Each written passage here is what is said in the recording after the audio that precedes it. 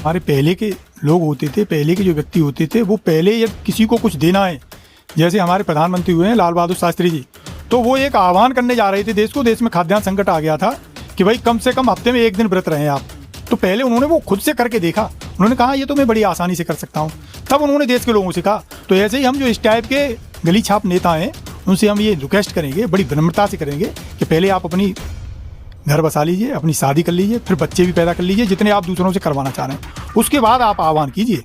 क्या समझ रखा है मूर्ख देश के लोगों को, जो खुद बयान नहीं करते और दूसरों को नसीहत दे रहे हैं कि चाचा। नमस्कार, स्वागत है आपका। मेरा नाम है विपिन विभाग। हमारे साथ कांग्रेस के नेता सुमति यादव मौजूद हैं। स्वागत है सुमति जी। जी धन्यवाद।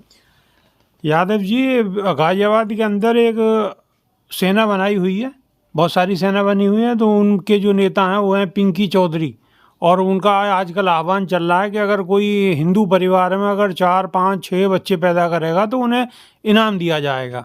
मेरे ख्याल से चौथे बच्चे पे 21,000 रुपये, 5वें पे 31,000 रुपये, और ऐसे ही उनकी संख्या बढ़ रही है।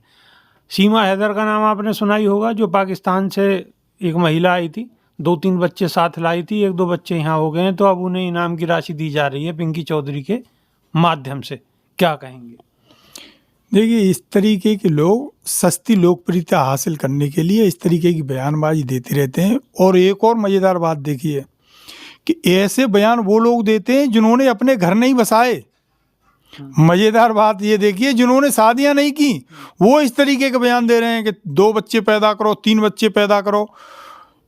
अरे भाई, तुम अपना परिवार तो बसा नहीं पाए। एक बच्चे को पढ़ाना लिखाना भी कितना महंगा हो रखा है, और आप जो है फरमान जारी कर दे रहे हो। सबसे पहले तो पिंकी चौधरी को अपना पूरा बायोडाटा देना चाहिए कि उनकी कितनी संतान है, और अगर कम है तो उन्हें 10-20 और बढ़ा लेनी चाहिए।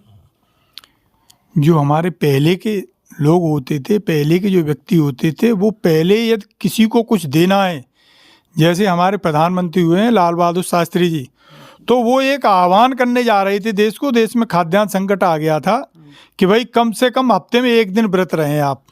तो पहले उन्होंने वो खुद से करके देखा, उन्होंने कहा ये तो मैं बड़ी आसानी से कर सकता हूँ, तब उन्होंने देश के लोगों से कहा।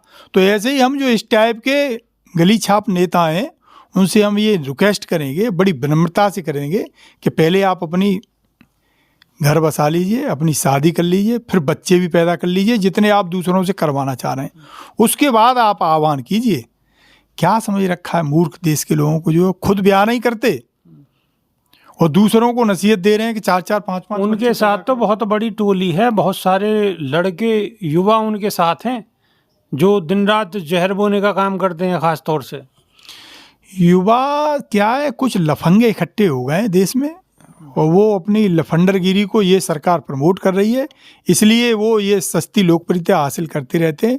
नहीं तो इस टाइप के लोगों की जगह जो है डासना जेल में होनी चाहिए। पिछली बार उन्होंने तलवारें भी बांटी थी, आपको याद होगा। हाँ, तो आप इसी से लगाइए अनुमान जो है कि खुलेआम कानून की धज्जियाँ उड़ा रहे हैं कि नहीं उड़ा रहे। तो इनको तो जेल में होना चाहिए था, लेकिन ये बड़ा दुर्भाग्य है कि हमारे यहाँ ऐसे व्यक्ति सरकार में आ गए। वो नहीं चाहते कि कानून का राज हो, वो वही चाहते हैं कि जो फरमान हम जारी कर दें, जैसे राजशाही में होता था ना कि राजा ने जो फरमान जारी कर दिया, सेम उसी पैटर्न पे उत्तर प्रदेश में सरकार चलाई जा रही है। किसी की टांग में गोली मरवा देते हैं, किसी का घर तोड़वा देते हैं। तो आप समझ लीजिए। लेकिन इन लोगों की टांग पे तो कोई निशान नहीं है, कोई गिरफ्तारी भी अगर होती है तो बिल्कुल बाइज्जत 2-4 दिन में छूट जाते हैं। नहीं, तो इस टाइप के लोग, आप बात समझिए, ये तो भाई सरकार के उसकी एजेंट की तरह काम कर रहे हैं ना। ये तो जो सरकार करवाना चाह रही है, जैसा माहौल बनवाना चाह रही है, ये तो उसमें सहयोगी है।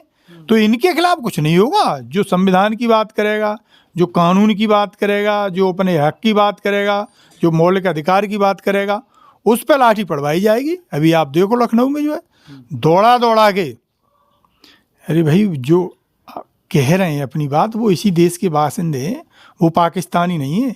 और जो पाकिस्तानी अभी आप जिक्र कर रहे थे, जो पाकिस्तानी पाकिस्तान भेजना चाहिए था, उसको आपने यहाँ ग्रेटर नोएडा में बिठा रखा है, उसके खिलाफ कोई कार्रवाई भी नहीं कर रही। तो ये सरकार ऐसी है कि जो सरकार चाह रही है उससे इतर मत सोचिए आप जो है, नहीं तो आपको देशद्रोही कह दिया जाएगा, आपको खालिस्तानी कह दिया जाएगा, पाकिस्तानी कह दिया जाएगा। तो जानबूझ के इस तरीके का माहौल बनाया जा रहा है कि केवल और केवल लोग बीजेपी को ही कहें कि ये राष्ट्रवादी पार्टी है, ये धर्मरक्षक पार्टी है, बाकी सब पार्टियों को ये ऐसा माहौल बनाना चाह रहे हैं कि बाकी सब पार्टियां देश विरोधी हैं, धर्म विरोधी हैं, संविधान विरोधी हैं। देश विरोधी, संविधान विरोधी। तो कांग्रेस के नेता का जो कहना है, इनकी बातों से आप कितना इत्तेफाक रखते हैं, कमेंट के माध्यम से अपनी राय जरूर रखें। अभी के लिए सिर्फ इतना ही। जी, धन्यवाद। नमस्कार।